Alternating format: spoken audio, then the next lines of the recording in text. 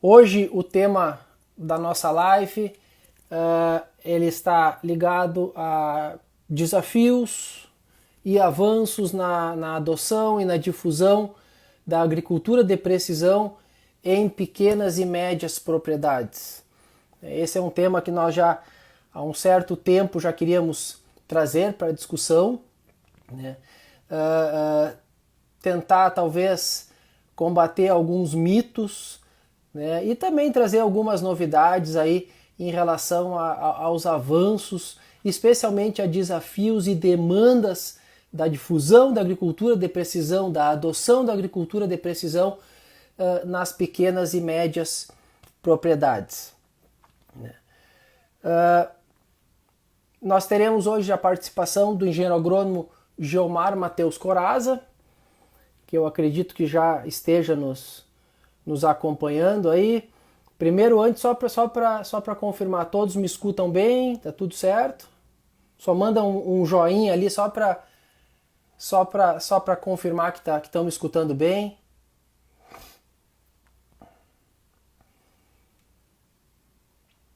Se alguém puder mandar um tudo certo, valeu, obrigado, Carol.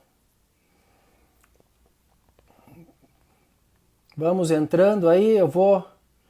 como é minha primeira live que eu estou coordenando, então eu já peço desculpas antecipadamente, né, se ocorrer qualquer problema técnico, mas estamos aqui bem preparados para conduzir essa discussão. Então vamos lá, vou chamar aqui o Geomar aqui.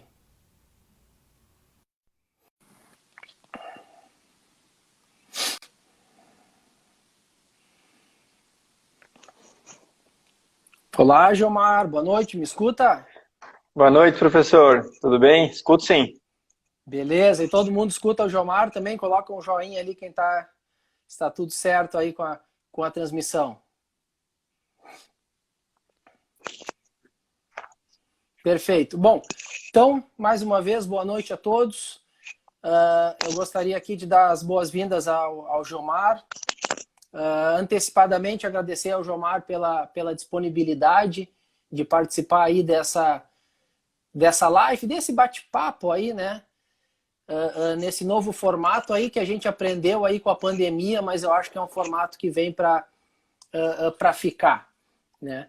Então, como eu havia comentado, essa noite nós temos a participação do engenheiro agrônomo Geomar Matheus Coraza, né? O Geomar é formado pela Universidade Federal de Santa Maria, onde realizou também o curso de mestrado, é mestre em agronomia e doutor em engenharia agrícola pela UFSM, com parte do seu doutorado nos Estados Unidos, na Kansas State University. E atualmente o Geomar é gerente de pesquisa da CCGL. Então, primeiramente, Geomar, muito obrigado aí pela tua participação, pela tua disponibilidade, né? E eu passo a palavra a ti aí para fazer uma breve abertura aí, se quiser se apresentar ou falar alguma outra informação aí a teu respeito, Geomar. Bom, mais uma vez, boa noite, professor Christian. Também estendo aqui o agradecimento pelo convite. Para nós é um prazer vir aqui participar desse bate-papo, né? A gente sempre diz que nessas horas é que a gente aprende bastante, então hoje com certeza a gente vai aprender bastante aqui. Eu, particularmente, com certeza vou aprender bastante. Em nome da CCGL e das cooperativas, agradecer a oportunidade de poder falar um pouquinho do que vem sendo feito, né? Da visão das cooperativas para com a agricultura de precisão e também para esse mundo digital que está aí, né, que como você bem mencionou, muita coisa foi acelerada com a pandemia e com certeza muitas ferramentas vêm para ficar. Então, como o professor mencionou, hoje eu estou gerente de pesquisa e tecnologia aqui na CCGL, né? A CCGL, para quem não conhece, ela é uma cooperativa central, né, Cooperativa Central Gaúcha Limitada, e tem aí hoje 30 cooperativas associadas. Então, cooperativas aí de norte a sul, leste a oeste do Rio Grande do Sul. Então, basicamente, a grande maioria das cooperativas agropecuárias do estado estão filiadas à CCGL.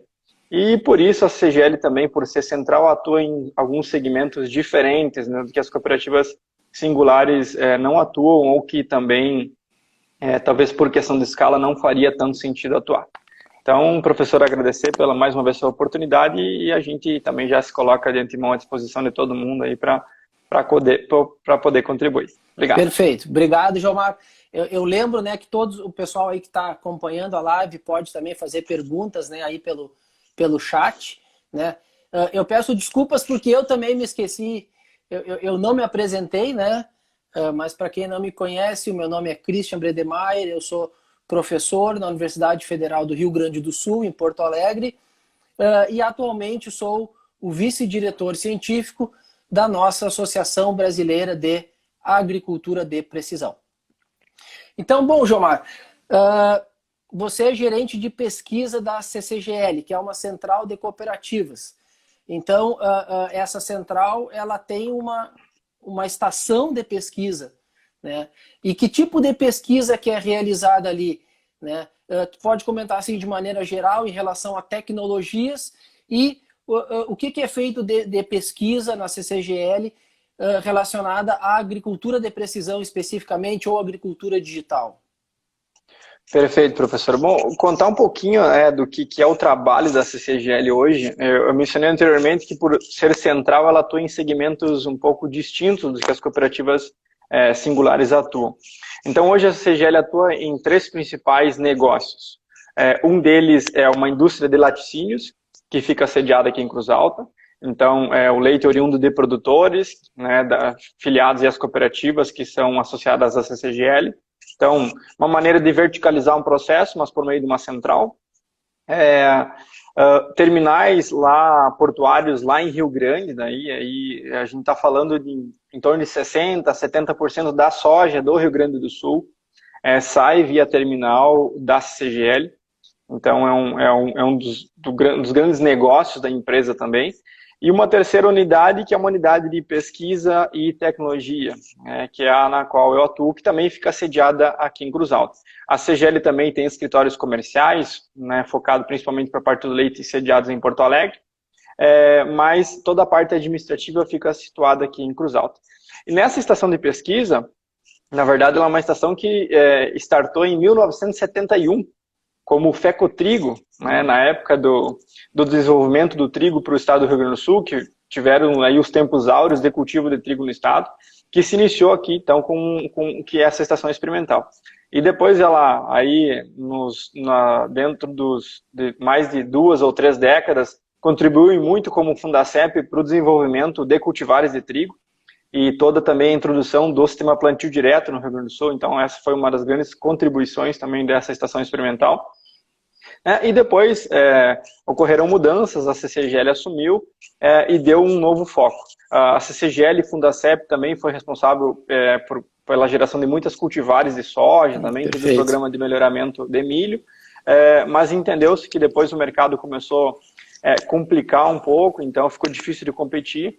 E se optou por sair desse negócio e focar exclusivamente em pesquisa. Então, a área que nós estamos aqui sediados aqui em Cruz Alta é uma área de 560 hectares. Tá? Aí, claro, tem o parque industrial aqui, mas a gente conta aí com mais de 300 hectares para fazer pesquisa. Também temos áreas de lavouras comerciais, a gente também conduz muita coisa, testa muita coisa.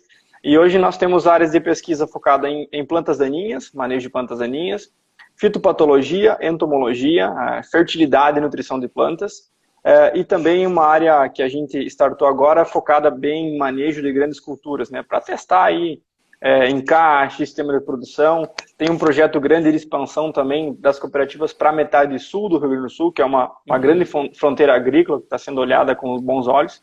E também, em conjunto, a CCGL com as demais cooperativas iniciaram um projeto de agricultura digital, que vai ter seu lançamento oficial, já pensando na iniciativa, em 2021.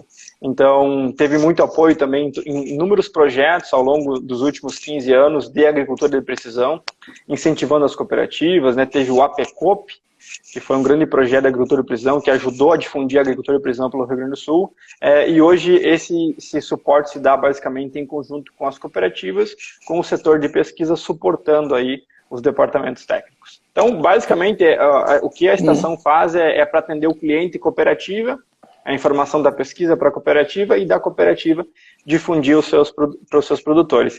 E um dado interessante também é que essas 30 cooperativas, professor, elas representam hoje um universo de 170 mil produtores aqui no Rio Grande do Sul, os quais representam aproximadamente 50% da área de soja do Rio Grande do Sul. Então, nós estamos falando aí que nesse universo de cooperativas nós temos em torno de 3,5 milhões de hectares de soja. Então, nós como pesquisa também temos uma responsabilidade bem grande aí para fazer a informação chegar lá no produtor e o produtor traduzir isso em produtividade e rentabilidade. Perfeito, Gilmar. Para quem não é aqui do sul do Brasil, né, essa história é interessante, né, a Fecotrigo e depois a Fundacep, realmente, as próprias cooperativas, né, aqui no sul do Brasil, quem conhece sabe que elas surgiram de reboque assim, no grande papel da cultura do trigo, né, década de 70, especialmente. É uma cultura ainda muito importante, mas claro que perdeu muito espaço para as culturas de verão. Mas elas mantêm, inclusive, no nome ainda, né, a palavra tritícola. A grande Exato. maioria delas mantém no nome ainda, que foi o grande alicerce inicial dessas cooperativas. Bom, mas trazendo aqui para a nossa discussão, né, como é que é o perfil, né, tu falaste ali que congrega hoje grande parte dos produtores aqui no Rio Grande do Sul, essa central de cooperativas, né? E vamos dizer, nós chamamos aqui pequenos e médios produtores, e eu acredito que a CCGL englobe, né, uma boa parte desses produtores. Então, pudesse comentar um pouco do perfil de produtor que está ligado a essas cooperativas, ligado à CCGL. Bom, de fato, essas cooperativas congregam, sim, grande parte de pequenos e médios produtores, né? Nós estamos falando aí de áreas pequenas, né? De produtores com talhões pequenos, estamos falando aí de propriedades talvez inferiores a 100 hectares, a sua grande maioria inferiores a 50 hectares. E depois, com certeza, a gente pode discutir isso, mas isso talvez seja um dos grandes entraves também para quem olha a agricultura de precisão para essas propriedades, né? Pela dificuldade de escala. Vamos pensar principalmente em prestação de serviço. Mas esse é o grande perfil se tratando de tamanho de propriedade. E também tem aquele perfil de produtor, né, nesse universo, naturalmente, que é um produtor mais analógico, né? Nós temos com certeza, e vamos enfrentar nos próximos anos, uma transição entre duas gerações, estamos enfrentando isso, mas nós ainda temos, nesse universo das cooperativas, os produtores que estão um pouquinho mais distantes, não estão tão familiarizados com a tecnologia, com a informação. Então, isso com certeza talvez atua como um entrave para a adoção, né? Mas não é um empecilho para que eles adotem. A gente sempre Perfeito. fala que toda a tecnologia, toda a informação, a adoção dela é função do valor. Se ela entregar valor, com certeza ela vai ser adotada. E isso eu acho que independe do tamanho de propriedade, porque com certeza o grande produtor, ele também vai olhar para isso. Mas, sem dúvida, o produtor mais jovem, a gente tem essa percepção. Isso, hoje, ele tem um perfil mais sedento de tecnologia, ele está mais habituado com a tecnologia. E, inclusive, muitas vezes, em muitas propriedades, é critério de decisão para esse produtor, o filho do produtor, permanecer ou não na propriedade. Perfeito. Então, nós temos uma... Fala, pode ser. Não, a gente tem uma grande preocupação com isso, na verdade, porque como atender esses dois meios, né? O produtor mais analógico e o produtor mais digital. Então, essa é um grande desafio que nós estamos enfrentando e estamos agora trabalhando para isso, porque nos preocupa muito essa transição de gerações, né? E para o negócio das cooperativas isso também é bem importante. Então, são dois mundos paralelos ali que estão vivendo dentro da propriedade, mas eles têm que convergir para um objetivo comum e a gente sabe que, com certeza, consegue fazer isso com a informação chegando lá, mostrando o valor da tecnologia para ele e também mostrando para o filho, né, que o pai dele também, ele não passou por todo esse processo, ele foi uma pessoa que veio de um mundo mais analógico e precisa ser compreendido nesse momento também, né? Perfeito. Aproveitando, eu tentei fazer um roteiro aqui, mas a gente vai discutindo e vai se desviando. Antes de entrar, talvez, na questão da escala, né? antes eu concordo contigo, né? Eu vejo essas tecnologias, as tecnologias da agricultura, IAP como um conjunto muito importante de ferramentas, né? Eu vejo essas ferramentas como fundamentais para a decisão do jovem permanecer na agricultura, né? Em questão de melhorar a gestão, melhorar, inclusive, a qualidade do seu trabalho, né? Claro, objetivando aumento de produtividade e aumento, me parece importantíssimo, a melhoria da qualidade de vida no meio rural. Sem dúvida. E aí entra questões, por exemplo, que se discute muito como um limitante na adoção de ferramentas da agricultura digital, que é a conectividade. Ela é importante para essa qualidade de vida, né? O jovem, ele quer ficar no campo, mas ele quer ter qualidade de vida, ele quer ter internet, ele quer mexer no Facebook, ele quer mexer no Instagram, ele quer... ele não tem mais, hoje com o mundo globalizado, não tem mais aquela diferença, me parece, tão grande, meio urbano ou meio rural. O jovem no meio rural, ele também quer ter TV a cabo, ele também quer ter boa internet, assim como o jovem no meio urbano, né? E me parece que nesse contexto, as ferramentas de agricultura de precisão, elas são, eu vejo elas com uma importância muito grande, né? Eu chamaria isso, eu gosto de usar um termo de inclusão digital da pequena propriedade. E isso me parece que vai ser muito importante para viabilizar o jovem continuar atuando na pequena, média propriedade, que tu falaste aí, 50, 100 hectares, né? É decisivo para o futuro da propriedade, né? E também é decisivo para o negócio das cooperativas, né? Por atuarem juntamente com esses produtores. Então, por isso que tem essa preocupação da gente olhar para isso e que a partir, na verdade, se startou final do ano passado projetos nessa linha, já pensando esse produtor, atender demandas desse produtor. Mas é perfeita essa menção de que, com certeza, hoje qualquer jovem quer ter todo o acesso à tecnologia e à informação que está disponível no meio urbano. E isso, inclusive, é critério, né, conforme a gente bem comentou aqui, de ficar ou não ficar na propriedade rural. Perfeito. Eu acho que isso a ideia hoje da Life, a gente discutir um pouco assim. Acho que um lado é desmistificar a ideia, muitas vezes bastante frequente, que as tecnologias de agricultura de precisão e agricultura digital, elas são para grandes propriedades. Então, vamos dizer, talvez aqui no Rio Grande do Sul, o pessoal que conhece mais aqui vai pensar, não, aquilo lá é coisa para propriedades do Centro-Oeste, onde um talhão tem 500 hectares. Né? Mas eu acho que eu gosto de desmistificar essa ideia. Claro, não quer dizer que a adoção na pequena e média propriedade não tenha os seus desafios. Né? Mas eu vejo a questão da própria a sobrevivência da agricultura familiar. A agricultura familiar não pode ser um sinônimo, ou não deveria ser um sinônimo de agricultura sem tecnologia. Exato. Né? E aí tu comentaste, essa tecnologia ela é feita para todos os produtores. Mas vamos à questão que tu falaste de escala, né? Talvez dando um exemplo assim, a gente sabe que algumas ferramentas, inclusive falando do ponto de vista de adoção, vamos pensar assim, hoje que se faz no Brasil, a amostragem georreferenciada de solo, que é hoje uma ferramenta muito usada, é a principal ferramenta hoje, através da qual se faz agricultura de precisão no Brasil. Né? E aí, em menores propriedades, em propriedades de tamanho menor, não sei qual tem sido a tua experiência em relação a isso, ou como é que tu vê os desafios de viabilizar, por exemplo, um processo de prestação de serviço, por exemplo, em relação a isso, numa propriedade de 30 hectares. É uma propriedade que também, se a gente pegar aqui no sul do Brasil, vai ter muita variabilidade. Nós temos variações de relevo muito importantes que imprimem essa grande variabilidade. Mas como viabilizar isso? Né?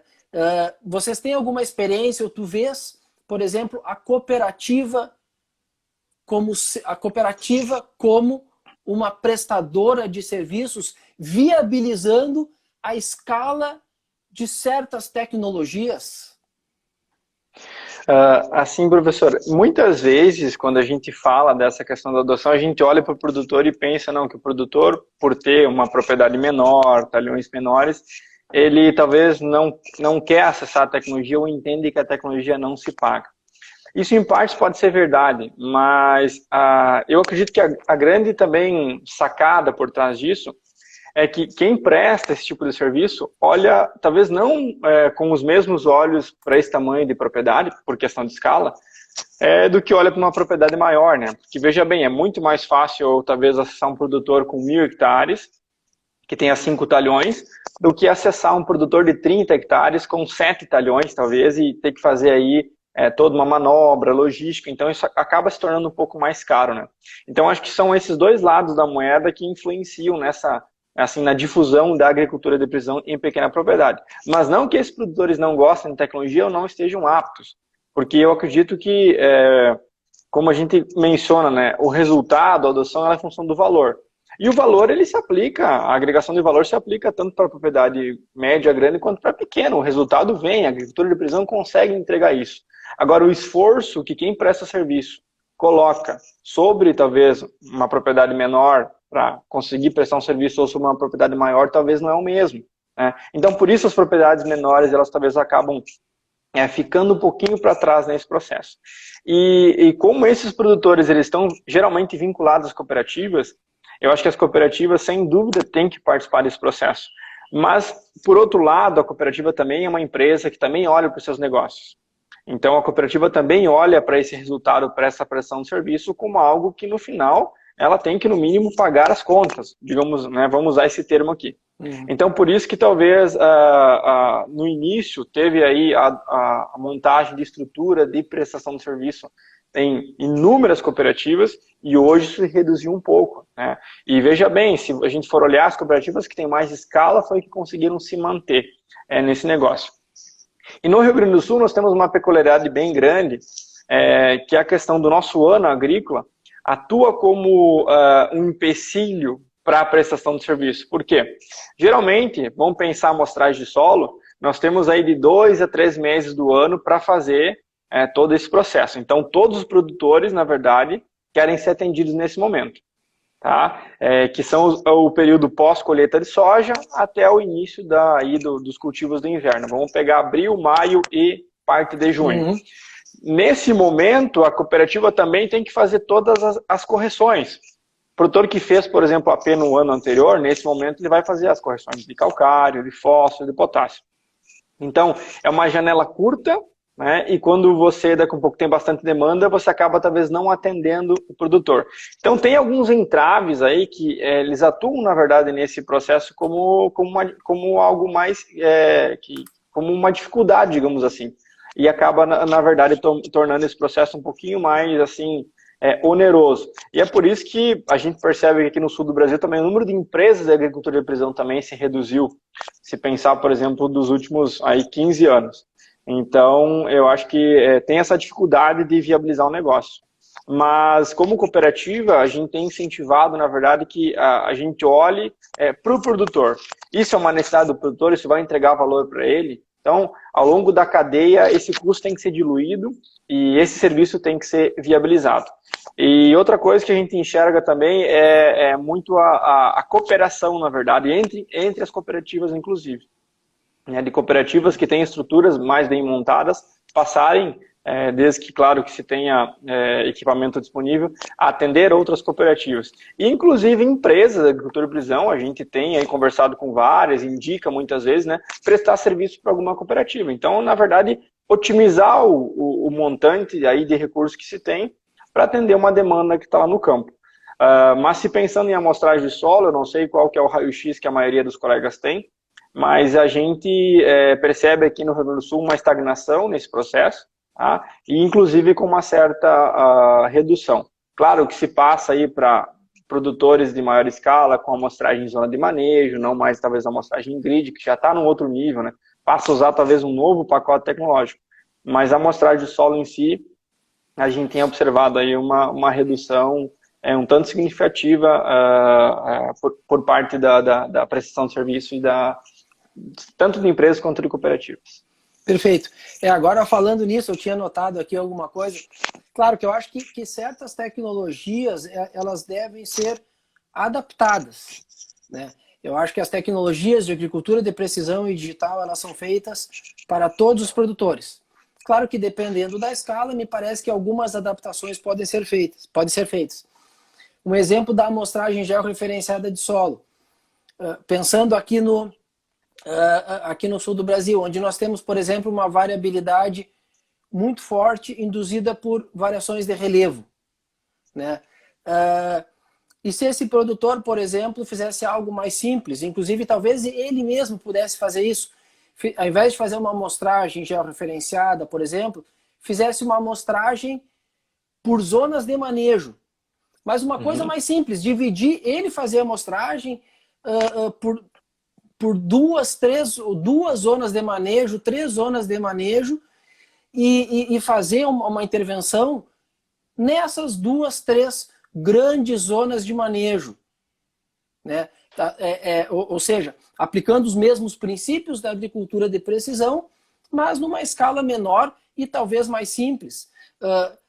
Não precisando obrigatoriamente, por exemplo, de um equipamento que tenha capacidade de fazer taxa variável.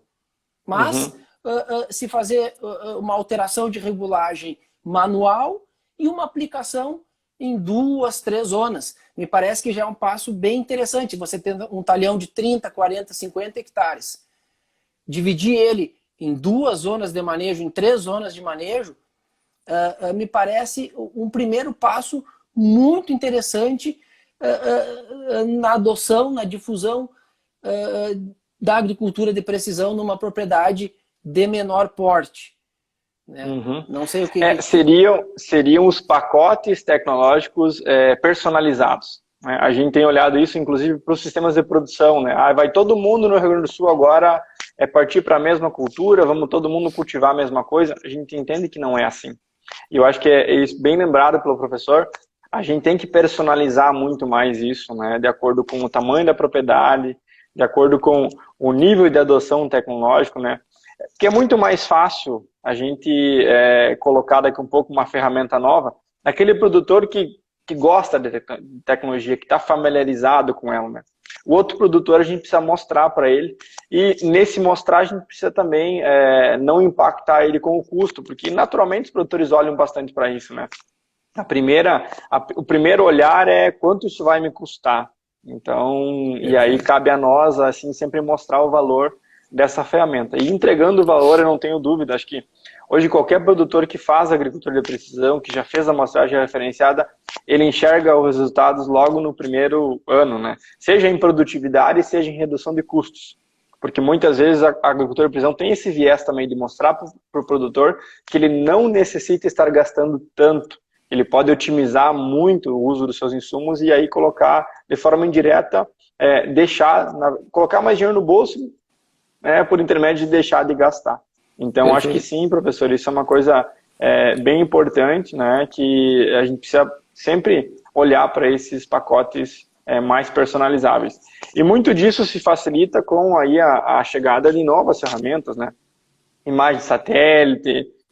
Isso ajuda, na verdade, o produtor começar a enxergar de forma muito mais precisa onde está o seu problema e talvez aí ser orientado a fazer uma amostragem nesse local, a ter um entendimento, né, a visitar em loco o que está acontecendo. Então, a gente entende que isso é algo, talvez, hoje que os produtores estão, assim, olhando de maneira com bons olhos para isso e a gente entende que um nível de adoção para esse tipo de ferramenta, por meio de plataforma, por meio de aplicativo, ele se dá mais fácil porque ele é muito visual para o produtor.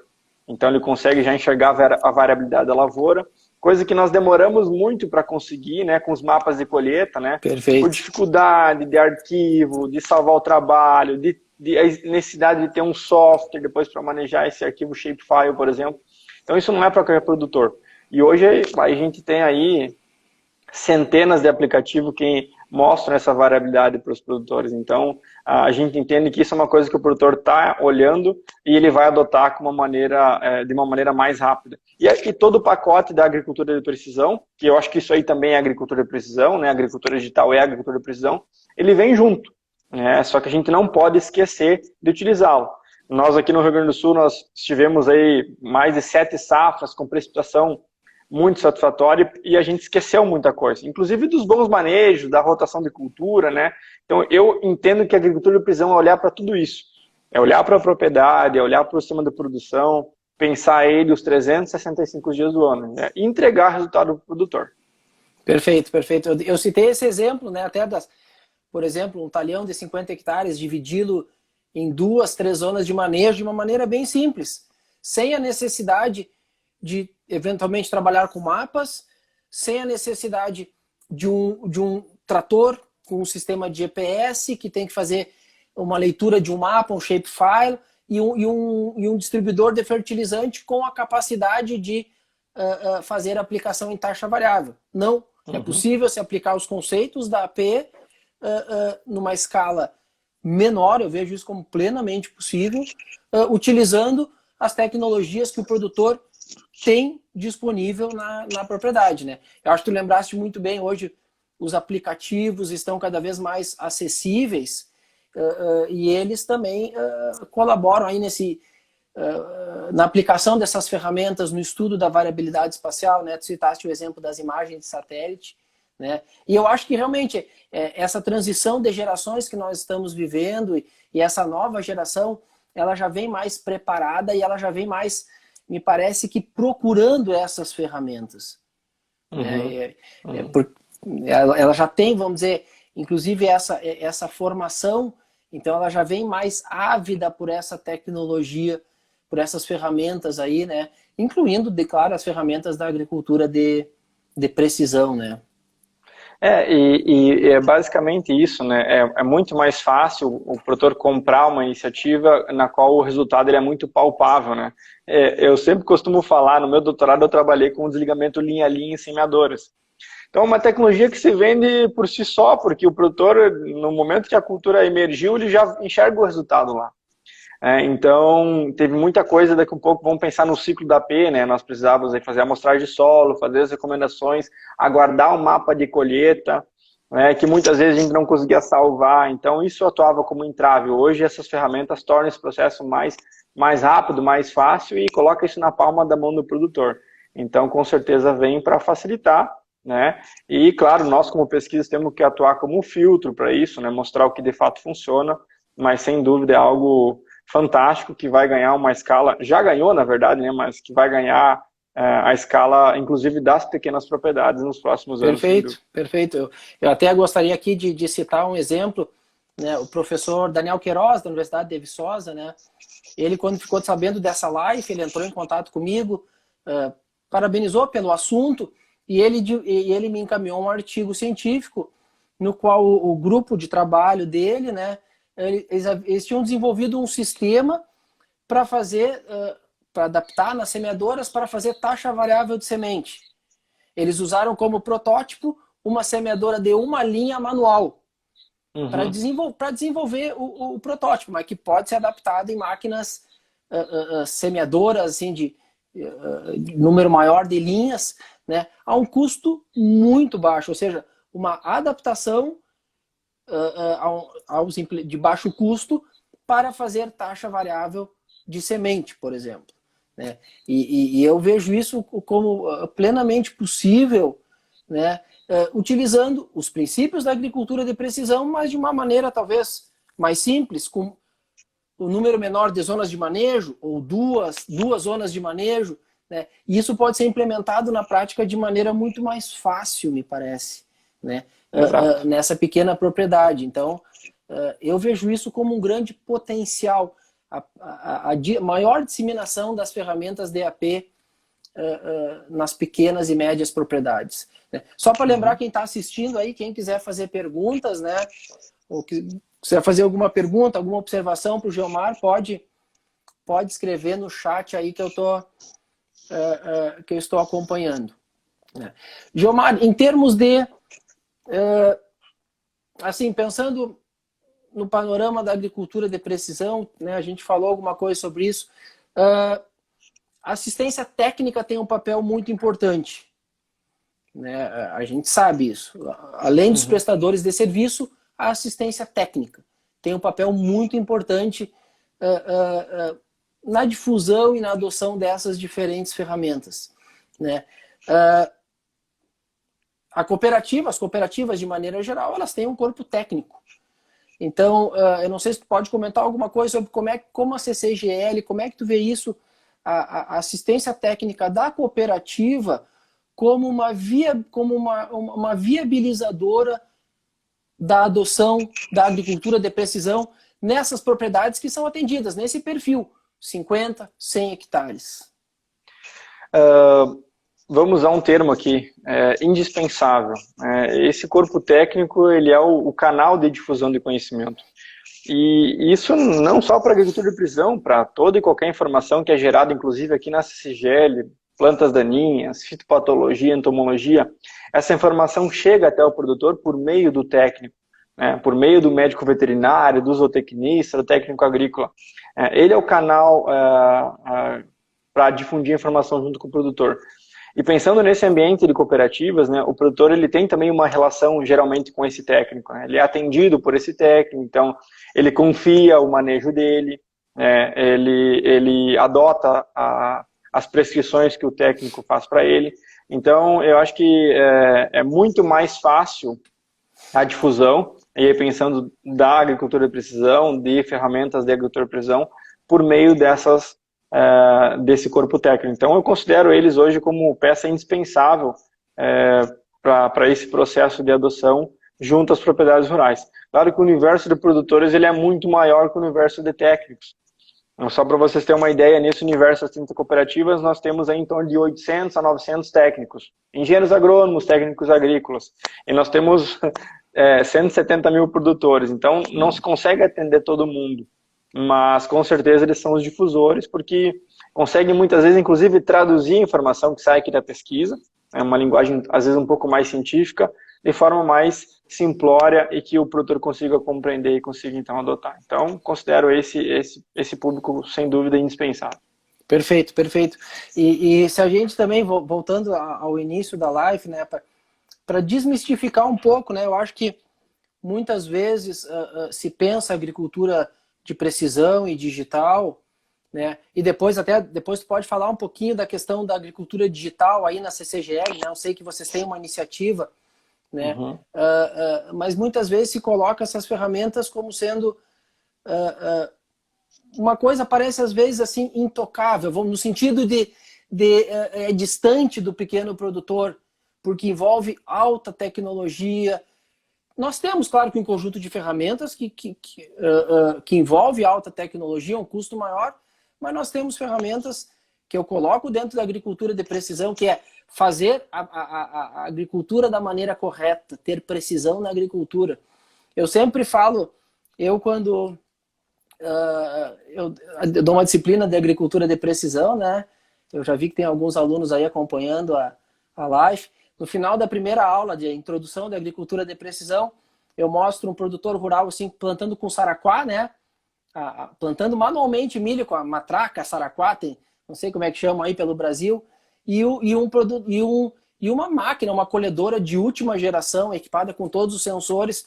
Aí eu provoco a turma assim, quem que está fazendo agricultura de precisão aqui, desses dois? Né? Normalmente a tendência, o pessoal já vai direto na máquina, aquela que parece mais moderna, vai direto. Né? Não, os dois podem estar fazendo, ou nenhum pode estar fazendo, ou só aquele que está plantando lá com o saraquá, no momento em que ele faz a semeadura na população correta, com o espaçamento correto, né? Também está fazendo agricultura de precisão. Me parece que eu gosto de provocar assim, porque é um enfoque diferente um pouco do que parte do público tem em relação a essas ferramentas da agricultura de precisão e digital, né? Exato. É bem nesse nível mesmo. Eu vi que tem uma pergunta aqui que justamente fala dessa linha, né? Como é que está hoje esse entendimento da agricultura de precisão? Qual que é o nível tecnológico? Mas eu acho que é importante frisar que a agricultura de precisão ela independe do nível tecnológico. A gente pode ajustar o ferramental disponível na propriedade e fazer, né? Não há empecilho para que a gente adote. Mas eu acredito que assim, hoje, vamos pensar em 2020 para 2021, com certeza a pandemia acelerou muito isso também, o acesso à informação, o acesso às ferramentas. A gente não dá para dizer que a agricultura de precisão não é de conhecimento de quase que 100% dos produtores hoje. Talvez eles não adotem por alguma decisão aí mais pessoal, achar que ainda é caro, mas não que eles não saibam do que se trata. Então, a gente pode inclusive linkar com pesquisas recentes que saíram aí do uso da internet no campo, né, do uso de redes sociais. A gente sabe que mais de hoje de 90% dos produtores têm de uma maneira ou outra acesso à internet. Né? Acho que, se eu não me engano, é mais de 80%, ou quase 90% também tem uso de WhatsApp. E usa o WhatsApp, inclusive, para trocar informação com outros produtores, né? Para fazer negócio, inclusive. Então, de uma maneira ou outra, esse produtor está usando uma ferramenta digital, para gestar a sua propriedade. No momento que ele começa a trocar informação, no momento que ele começa a negociar pelo WhatsApp, ele está usando essa ferramenta para melhor gerir sua propriedade. Então, ele basicamente é um produtor que entrou também na era digital.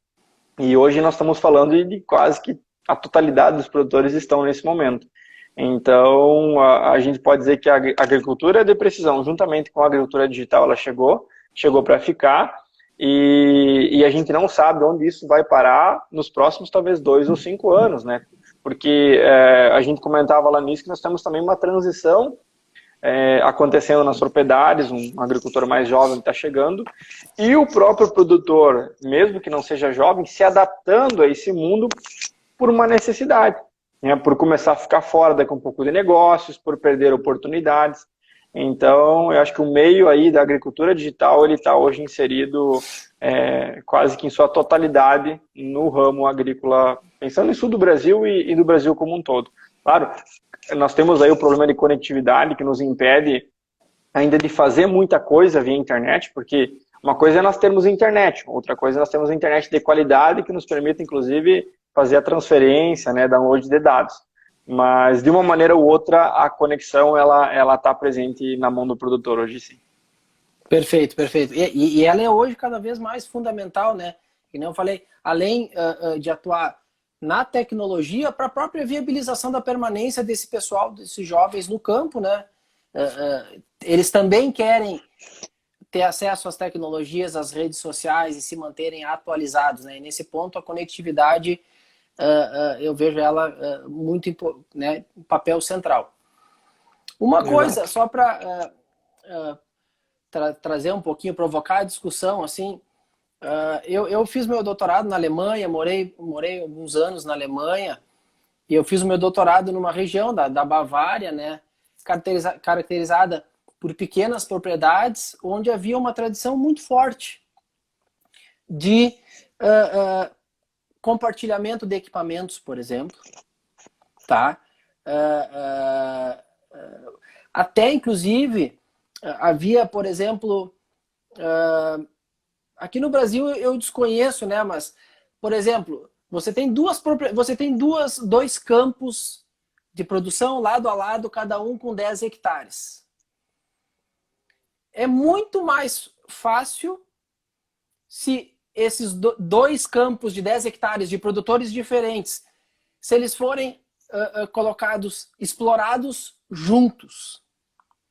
Você ganha escala, você ganha rendimento operacional, e isso é uma coisa que tem muita tradição na Alemanha, no sul da Alemanha, com pequenas propriedades. Inclusive de explorar talhões de maneira, explorar conjuntamente, em função de facilitar a adoção de certas ferramentas que exigem uma escala maior, né? Eu não sei qual que é a tua opinião sobre isso, ou qual que é a tua vivência aí na cooperativa ou junto aos produtores em relação a isso. Eu noto aqui no Brasil uma resistência muito grande, mas eu vejo, por outro lado, como sendo um caminho interessante de viabilização de escala de certas ferramentas, né? Bom, vamos puxar o link da própria prestação de serviço de agricultura de precisão para correção, por exemplo. Vamos pegar aí a aplicação de corretivos, né? Não faz sentido o produtor ter esse equipamento na propriedade, a menos que ele seja um produtor grande. Então, sem dúvida, a prestação de serviço entra nesse modelo como algo para agregar valor e para viabilizar, inclusive, o acesso a diferentes produtores. Pensando em sul do Brasil, nós ainda temos uma barreira, digamos, cultural a ser rompida nesse sentido, né? O produtor gosta de ter sua máquina, né? As últimas pesquisas mostram, inclusive, que o produtor usa aí grande parte do seu lucro da propriedade para investir em novas máquinas. Então é algo que o produtor ele gosta de ter o próprio maquinário dele, mesmo que a área seja pequena. Mas eu acho que com esse modelo aí com um pouco de agricultura cada vez mais dinâmico, a gente enxerga isso como algo que vai mudar. Na verdade já se começou, né? Isso existem hoje grandes grupos no Centro-Oeste que fazem isso, né? Com áreas imensas, sem ter máquina, ou seja, prestadores de serviços atuando. E aqui no sul do Brasil está começando também. Então, nessa iniciativa, inclusive, que nós temos de agricultura digital, isso aí também está previsto, né? Viabilizar isso, viabilizar a troca entre produtores, a prestação de serviço por meio das cooperativas, porque, sem dúvida, ele é totalmente viável. Vamos trazer esse exemplo para o Uber, por exemplo, né? Se cada um tivesse que ter seu carro. Tem condições que realmente, dado o uso, e máquinas que a gente usa talvez 10 ou 15 dias ao longo do ano, né, eu imobilizar todo esse capital. Então tem uma questão cultural ainda do produtor gostar de ter sua máquina, a gente vê isso muito nas feiras, é algo natural, mas que está sendo, acho que, mudado e vai ser mudado ao longo dos próximos anos, e a gente enxerga que essa questão da prestação de serviço, da troca de serviço, cada vez vai aumentar. E nós temos um exemplo muito clássico para a questão, por exemplo, de silagem, né, aqui no sul do Brasil. Uhum. Isso é um exemplo clássico da prestação de serviço fazendo isso de maneira muito dinâmica. Então, um produtor que tem uma máquina com uma capacidade muito grande e que vai passando de propriedade em propriedade fazendo aí o processo de silagem para outros produtores, que é muito vantajoso para ele, porque é muito mais rápido, né, do que se ele tivesse a máquina. Uma qualidade bem superior também, porque é uma máquina aí com talvez um sistema, um pacote tecnológico muito, muito superior também. Então, acho que isso acaba sendo difundido para outras áreas. Vamos pensar aí pulverização, colheita e plantio. Perfeito, perfeito. E a cooperativa, então, tu comentaste, né, dessas iniciativas de viabilizar a adoção da agricultura digital, né, de uma plataforma. Não sei se pode comentar um pouquinho mais sobre essa iniciativa, né, que a cooperativa tem procurado para viabilizar essa adoção em maior escala, que nem tu comentaste, num tamanho, num perfil de propriedade, né, que é bem diferente de um perfil, por exemplo, da região mais central do Brasil, né? Exato. Bom, olhando para esse processo de digitalização que acontece hoje, né, se pensou uma iniciativa aqui, nesse intuito de plataforma digital, mas olhando exatamente qual que era a necessidade do produtor, né? Não é algo que sai um pouco da nossa cabeça, assim que sai lá do produtor. Porque as grandes ferramentas aí que têm crescimento exponencial, que têm adoção em larga escala, elas justamente atacam uma necessidade, né? Então a gente olhou para isso, qual que eram as necessidades dos nossos produtores e também as necessidades das cooperativas. E a partir disso, nós estamos aí desenvolvendo, juntamente com hoje são 31 cooperativas parceiras do projeto, para uma plataforma única, tá? Com foco principal no produtor. Então, para colocar na mão dele ferramentas de gerenciamento, né, ferramentas que ajudem ele a melhorar a sua gestão, a parte de imaginamento satélite, clima, enfim, uma série aí de ferramental que a gente quer colocar na mão do produtor, e que ele passe a usar isso por intermédio da cooperativa. Então, também pensando nessa questão de escala, vai ser uma plataforma única, que todas as cooperativas e que todos os produtores associados às cooperativas vão passar a usar. Então, não poderia ser diferente, né? Nós não poderíamos, como cooperativa, deixar de olhar para esse processo de digitalização que está acontecendo, e não poderíamos também deixar de atender o nosso produtor, que é o nosso principal cliente. Na verdade, a cooperativa nada mais é que uma extensão do produtor. Então, ela só existe porque o produtor existe. E as cooperativas estão aqui justamente para atender as demandas dele. Então, possivelmente, aí no início de 2021, a gente vai estar lançando essa plataforma, mas justamente para colocar todo esse ferramental na mão do produtor. Porque justamente se entendeu que isso sim é algo que o produtor necessita. Se olhar todas as pesquisas envolvendo a agricultura digital, elas mostram que o produtor ele é sedento por ferramentas que ajudem ele a gerenciar melhor a sua propriedade, né? Muitos produtores hoje trabalham, talvez, são engenheiros agrônomos, são médicos veterinários, são administradores, trabalham em empresa e tem uma propriedade também. Então, toda a ferramenta que ajudar ele a gerenciar de maneira muito fácil, muito dinâmica, ele na tomada de decisão, vai facilitar. O WhatsApp é um exemplo clássico disso. Eu não preciso me deslocar até a minha cooperativa para fazer uma negociação de insumos, né? Hoje eu mando uma mensagem, me devolve o preço, eu faço a cotação e acabo negociando por ali sem sair de casa. Então, esse processo de comercialização, essa questão de e-commerce está crescendo bastante também. Então, o nosso intuito é colocar todo esse pacote tecnológico na mão dos nossos produtores. Perfeito. E a cooperativa, né, ela me parece que ela assume um papel fundamental nisso, porque se eles trabalhassem individualmente, provavelmente a taxa de adoção dessa ferramenta seria baixa. Acho que seria muito baixa, né? No momento em que a cooperativa trabalha numa escala maior e trabalha diretamente com a necessidade dos seus cooperados, me parece que a possibilidade de sucesso na adoção e na difusão de uma ferramenta de agricultura digital, a chance de sucesso me parece que ela se torna muito maior. Inclusive, a adoção vai ser muito maior, né? Exato, exato. Então, se atende uma necessidade da cooperativa e se atende ao mesmo tempo uma necessidade do produtor. Com certeza, a chance de sucesso, a capacidade de ganhar escala na questão de adoção, ela é bem maior. Então, a gente partiu desse pressuposto de entender a necessidade do produtor e desenhar algo muito personalizado para ele e para a cooperativa. Então, a CCGL é uma das cooperativas que participa dessa iniciativa, mas hoje, como mencionei, são 31 cooperativas pensando de forma conjunta, da mesma maneira que nós temos o projeto da RTC, né, da Rede Técnica Cooperativa, até para mencionar para o pessoal, né, claro. nós, como CCGL, temos a nossa estação de pesquisa, mas hoje nós conduzimos pesquisa em conjunto com as cooperativas. Então, estudos estratégicos aí são colocados aqui, são colocados em diferentes regiões do estado, nas áreas experimentais das cooperativas, justamente para explorar questões climáticas, variabilidade de solo, né, e entregar um resultado muito mais dinâmico, muito mais robusto. Então, a RTC iniciou lá em 2018, e agora para 2021 a gente quer também aí,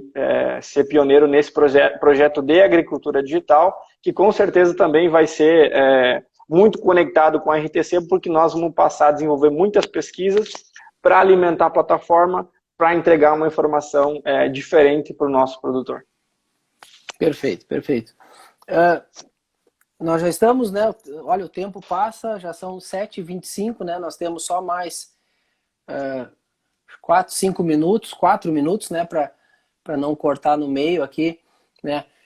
Mas pensando assim, se tu fosse elencar assim, 1 ou 2 pontos que tu considera chave assim, para viabilizar as ferramentas de agricultura de precisão e digital na pequena e média propriedade, né? Claro, tu comentaste alguma coisa, mas só para ficar assim o take home message, né? Aquele fechamento assim, né? Porque a gente também devagarinho a gente já vai se encaminhando aí pro encerramento, né? Mas ainda temos um tempinho. Bom, professor, eu acho que assim, o primeiro ponto é, sem dúvida, olhar o que o produtor está necessitando. Eu acho que a ferramenta, daqui a um pouco, ela não pode sair da cabeça do Gilmar e ele querer colocar isso numa propriedade. Talvez essa é o produtor. Então, entender as demandas, entender as dores desses produtores, para aí fazer, então, esse posicionamento. Eu acho que isso é peça fundamental. Quando a gente tenta difundir, daqui a um pouco, passar uma régua para todo mundo, não funciona. E às vezes até nós acabamos aí repelindo alguns produtores porque talvez aquele não estava preparado ainda para o nível tecnológico dele, né, para a propriedade dele, para o sistema de manejo que ele adota. Então, acho que pensar justamente estratégias mais personalizáveis, cada vez mais para os produtores. E, sem dúvida, difundir mais. Eu acho que a gente tem que difundir mais a agricultura de precisão.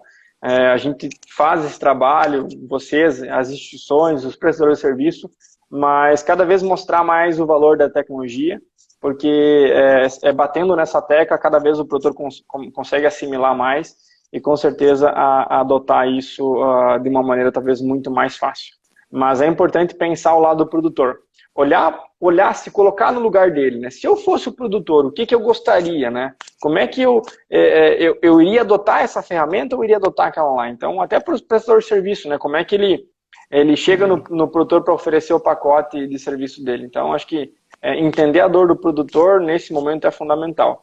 E nessa estratégia de agricultura digital agora, a gente sabe que as ferramentas aí são inúmeras, mas quais de fato entregam valor para o produtor? Né? Acho que o sucesso de qualquer plataforma digital, de qualquer ferramenta tecnológica está aí. O sucesso de adoção é função do valor da ferramenta. Se ela não tiver valor, ela vai ser adotada e logo vai ser deixada de lado. O produtor vai baixar o aplicativo e logo vai parar de usar. E aí me parece que também a questão da cooperativa, a própria assistência técnica e o trabalho de pesquisa da cooperativa, eles são fundamentais para fazer, vamos dizer, esse meio campo, muitas vezes, entre a tecnologia e o produtor, ou seja, no sentido de adaptar aquelas ferramentas para a real necessidade do produtor, né? E aí eu acho que, me parece que a cooperativa e a assistência técnica, elas são fundamentais se a gente pensar nesse perfil no produtor, assim, de menor escala. Uhum. Vamos dar um outro exemplo. Muitas vezes nós temos uma startup aqui e um produtor aqui. No meio desses dois está a cooperativa, mas não há comunicação entre esses elos. Então, acho que a startup conhecer mais a realidade do produtor e desenvolver algo justamente focado na necessidade dele, a chance de sucesso é muito maior. Perfeito, perfeito. Nós temos ainda, não sei se alguém tem mais alguma pergunta, né? Acho que daqui a pouco nós já vamos iniciar aqui, acho que inicia um reloginho, né? Eu já, para não cortar depois, Geomar, eu já te passaria a palavra aí, se tu quiser fazer algum encerramento aí, Geomar, para a gente já encaminhar o encerramento aqui da nossa conversa.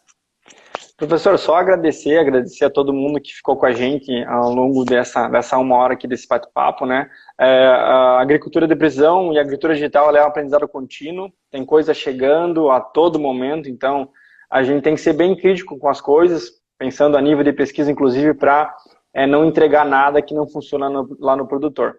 Mas colocar aí todo o time da CCGL à disposição para a gente ser parceiro em iniciativas focadas em agricultura digital, em agricultura de precisão, para fazer justamente essa difusão e ajudar os nossos produtores cada vez a colher mais, a produzir mais e a ter mais renda, né? Os produtores indo bem, eu sempre digo, o produtor indo bem, a cooperativa vai bem, nosso estado vai bem, o país vai bem. Então, o agro é o que move o nosso país, a gente precisa olhar com carinho para os nossos produtores e dar ferramental para esses produtores cada vez conseguirem aí crescer e se desenvolver mais. Perfeito, perfeito. Eu espero que aqui nós tenhamos um pouco, assim, trazendo a experiência do Geomar também. A ideia era desmistificar um pouco, acho que um lado, eu falei no início, desmistificar a visão que muitas pessoas têm, que a agricultura de precisão ela é só para o grande produtor. Não. A necessidade de melhoria de gestão, de gestão da tomada de decisão, ela é para qualquer tamanho de propriedade rural. Claro que os desafios, eles são diferentes. Claro que a gente pode conversar aqui também sobre os desafios da implantação na grande propriedade, né? Mas nós temos, acho que o Geomar foi muito feliz aí na discussão. Eu, mais uma vez, Geomar, agradeço muito pela tua presença, pela tua disponibilidade, né? Agradeço a todos que passaram aí pela live, muita gente conhecida aí, né? E nós estamos já aqui, então, encerrando a live, vai ficar gravada no IGVT para quem quiser assistir. Tá, pessoal? Vai acabar. Boa noite, Geomar. Muito obrigado a todos. E sigam aí a Associação